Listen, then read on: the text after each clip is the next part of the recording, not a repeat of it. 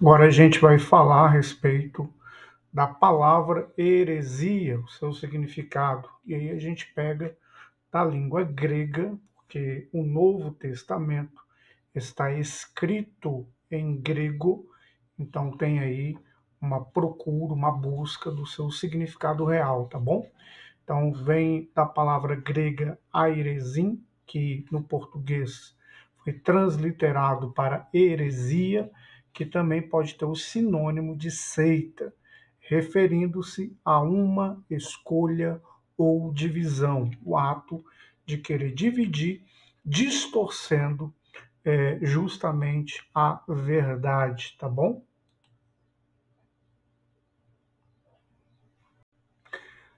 Aí eu trouxe para vocês uma análise de um texto, na verdade, de um versículo, tá? Atos, capítulo 24, verso 14, onde Paulo diz assim: olha, mas confesso-te que, segundo o caminho que eles chamam de seita, heresia, assim eu sirvo ao Deus de meus pais, crendo em todas as coisas que estão escritas na lei e nos profetas. Observando o contexto aí dessa fala do apóstolo Paulo, Paulo estava defendendo sua fé diante do governador Félix.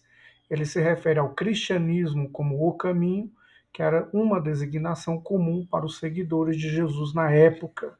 A palavra heresia aqui é usada para descrever a acusação que os judeus faziam contra ele, considerando o cristianismo uma seita. Então, olha que os fariseus ali na época, os judeus, os saduceus, enfim, os judeus de forma geral, que era contra Jesus, que era contra o anúncio da nova aliança, eles então estavam chamando aí aqueles apóstolos, discípulos, todos aqueles que estavam crendo em Jesus como uma seita. E aí Paulo ele faz uma defesa dizendo que ele justamente está seguindo a palavra do Senhor Deus. E Paulo ele está baseado naquilo que nós chamamos de velha aliança. Então, a velha aliança já apontava para Jesus.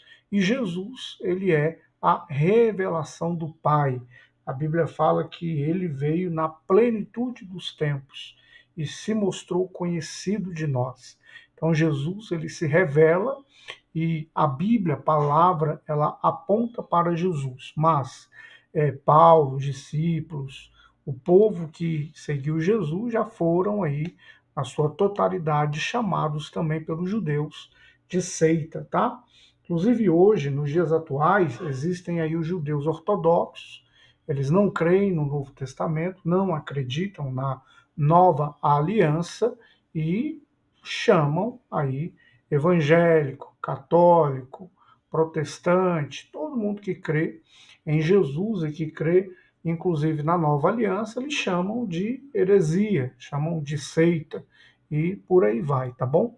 Como é que a gente então define? Então, pelos estudos que nós assim fazemos na velha aliança e da nova aliança, não é porque Jesus morreu na cruz do Calvário, ressuscitou ao terceiro dia, pagou o preço, nós não devemos ler e estudar o Velho Testamento, nós devemos ler, nós devemos estudar e ele aponta para Jesus, tá bom? Então, a nossa busca pela revelação do Pai, que é a revelação do seu Filho Jesus, porque nele habita toda a plenitude do Pai. Então, nós buscamos conhecer a Jesus, e na busca de conhecer a Jesus, existem aí inúmeras profecias que se cumpriram em Jesus, e algumas delas irão ainda se cumprir, porque Jesus vai voltar e ele vai cumprir as demais profecias ao seu respeito, inclusive ele para com a nação de Israel, tá bom? Então você observa aí, olha, que os cristãos aí, Paulo, os demais, também já foram chamados aí de hereges, tá bom? De fazer parte de uma seita. E você sabe muito bem que eu gosto muito de usar principalmente uma palavra ou uma frase com o seu significado, a sua etimologia, para que a gente tenha o máximo cuidado possível, porque o que nós usamos são versões, são Bíblias traduzidas, e nas traduções muito significado pode se perder, tá? E aí, no caso de Atos dos Apóstolos, numa análise de texto que nós estamos fazendo, a palavra usada ali realmente é a palavra grega para denominar aí uma heresia, que significa seita ou escolha. Então, no caso ali, Paulo está afirmando que, embora o cristianismo seja visto como uma seita, ele está servindo ao Deus verdadeiro. E Paulo, que estudou aí, não é? Como com um dos melhores professores, mestres, rabi da época, que era Gamaliel, e estudou com muito zelo, com muito afinco, justamente a velha aliança. Mas Paulo, ele se converteu à pessoa de Jesus e ele então passa a servir ao Senhor Deus por intermédio de Jesus. Então Paulo aí está defendendo e usa-se realmente aí em Atos dos Apóstolos a palavra heresia, que a gente também vai ver em outra carta agora do apóstolo, só que agora do apóstolo Paulo, uma carta dele onde a gente também vê a palavra heresia, que está aí ó, em Gálatas 5:20. Olha que interessante. Idolatria, feitiçarias, inimizades, porfias, emulações, iras, contendas, dissensões, heresias. Então, a heresia aí, olha, ela está como uma obra da carne.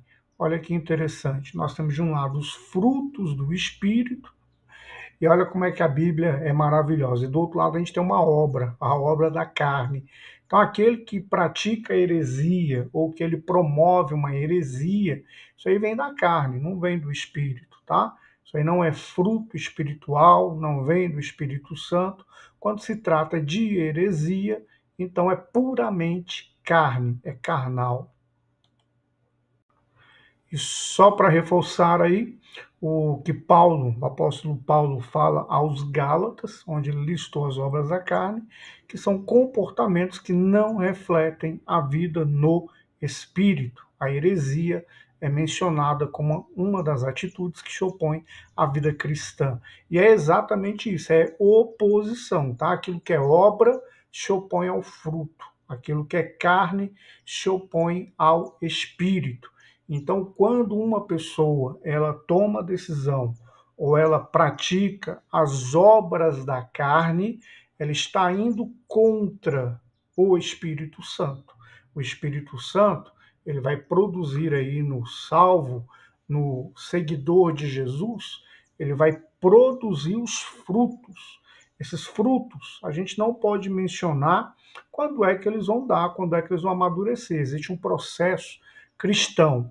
Agora, as obras você tem que ir aniquilando o mais rápido possível, porque a carne se opõe ao espírito e o espírito se opõe à carne, tá bom? Então, essa parte aí que faz ainda uma menção à nossa introdução sobre heresia, e aí olhando agora uns versículos, analisando esses versos, analisando o contexto, como é que eles se passaram, e a gente vai dando prosseguimento ao nosso módulo aí em nome de Jesus.